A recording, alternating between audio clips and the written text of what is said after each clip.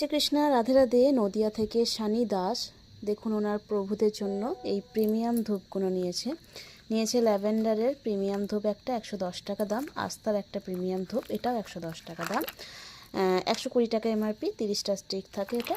তো আর এগুলো আছে 125 গ্রাম করে থাকে, মাত্র 75 টাকা করে দাম। উনি আমার পছন্দ বলেছিল ও যে দিদি তোমার পছন্দ মতো দেবে, তো আমি 75 ধূপ 3টে বলেছিল, তো আমি আমার পছন্দ মতো 3টে ধূপ দিয়েছি।